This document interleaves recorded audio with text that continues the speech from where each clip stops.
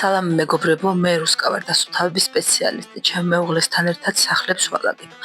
მაქვს Facebook არხი, მაქვს TikTok არხი და ასევე YouTube არხი. ყველგან ვარ დასუფთავების სამსახურ რუსკას სახელით და ვინც მიცნობთ, იცით ეს ყველაფერი, ვინც არ მიცნობთ და პირველად ხედავთ, გთხოვთ რომ გამომიწეროთ.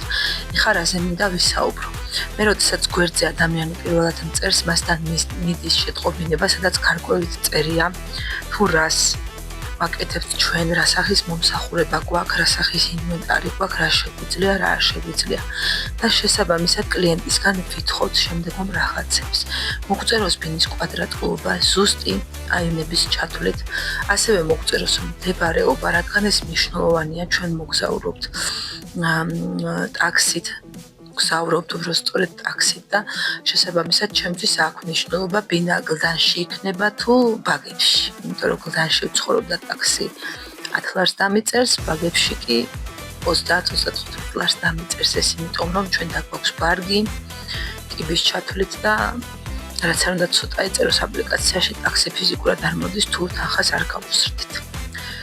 ასევე გვჭირდება აუცილებლად ობიექტის ფოტო-ვიდეო მასალა, გვჭირდება დეტალები, რომ ვიცოდეთ რა სტილის ავეჯი, რა ფერის, რა მასალის არის სახლში. ასევე უნდა ვიცოდე იატაკი დამხდება, კერამოგრანიტი, კაფელი, ბუნებრივი ქვა, თუ ლამინატი, თუ პარკეტი. ეს ყველაფერი არის მნიშვნელოვანი იმისთვის, რომ მე ფასები დავადგინო და აუცილებელია, რომ ფოტო-ვიდეო მასალა გამომიგზავნოთ.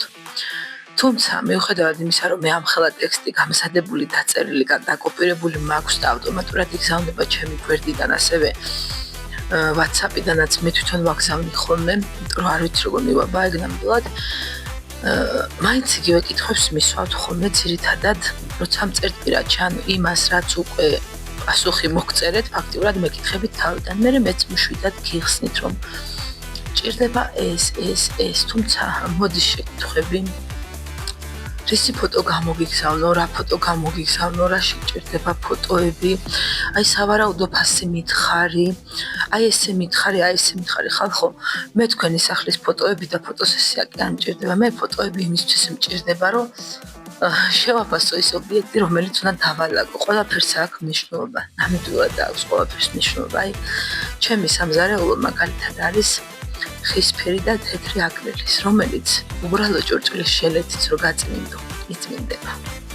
პლუს სუფთა არის და იწმინდება რა, თუმცა შეიძლება აკრილის სამზარეულო მე ისეთ მდგომარეობაში დამხვდეს, რომ 5-ჯერ 6-ჯერ ჩამოვწმინდოთ ცხიმის ხსნარით და მაინც არ გაიწმინდოს. შეიძლება დამხვდეს შეღებილი MDF, რომელსაც სხვა ხსნარი სჭირდება, შეიძლება დამხვდეს თურქული ლამინატი, რომელსაც სხვა ხსნარი სჭირდება. ასევე შეიძლება დამხვდეს გლუვი ფერის სამზარეულო, რომელსაც სხვა ხსნარი სჭირდება და იქიდან გამომდინარე, რომ ყველა სხვადასხვა ხსნარი სჭირდება და მე როდესაც არ მეცოდინება თქვენ კონკრეტულად რა მასალა გაქვთ, გამოდის, რომ ცხიმის ხსნარი უნდა წამოვიღო 5-6 სახეობის, იმიტომ რომ მე არ ვიცი, რომელი შეიძლება დამჭირდეს, რადგან წარმოგიდგენთ არ მაქვს როგორ გამოიყურება თქვენი სამზარეულო.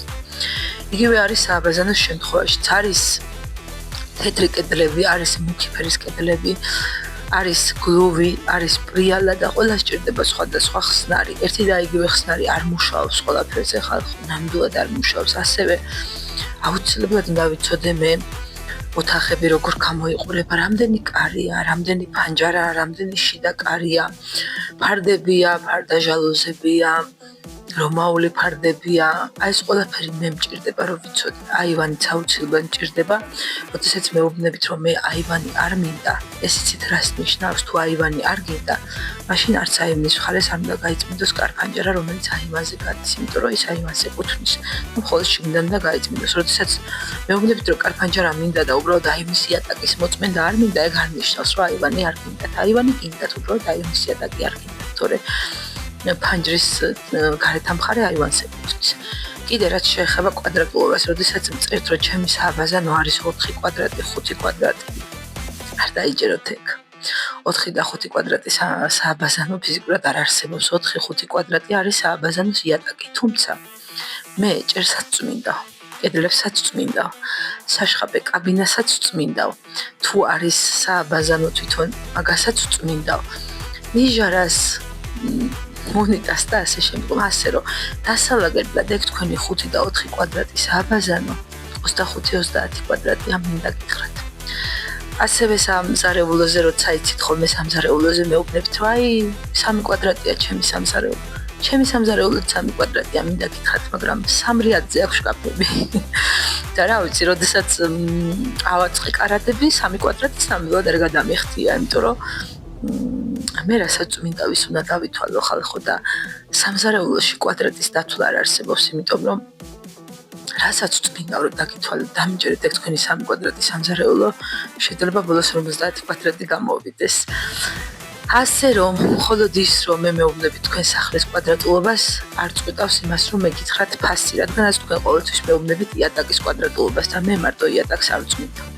მე ვწმინდა ფანჯრებს, კედლებს, ჭერს, ჭაღებს, ჩამრთველებს, რადიატორებს, პლინტუსებს და ასე შემდგომ.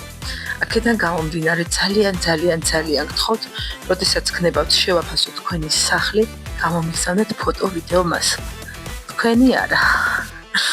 სახლის ოთახის კარი შეაღეთ, უბრალოდ ოთახს გადავხეთ. მეტი არაფერი.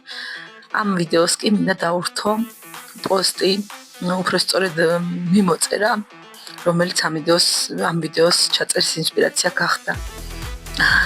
უბრალოდ აღარ ვიცოდი რა მეპასუხა და უბრალოდ ვუთხარი რომ ნახვამდის. არ ვიცი ნოტობიტი რომ ესეთი მესეჯები შემომდის ძალიან ბევრი და ძალიან რთული არის ერთი და იგივე სახსნა მილიონჯერ, იმიტომ რომ ისედაც ახსნილი მაქვს და ისევ იმას ვხსნი. მე ისევ იგივეს მეკითხებით და ისევ იგივეს გიხსნით და ასე ვტრიალებთ ერთ წრეზე და რა ვიცი, ფოტოები მჭირდება კი, თქვენი სახლის ფოტოები და არა თქვენი ფოტოები. გოცნით.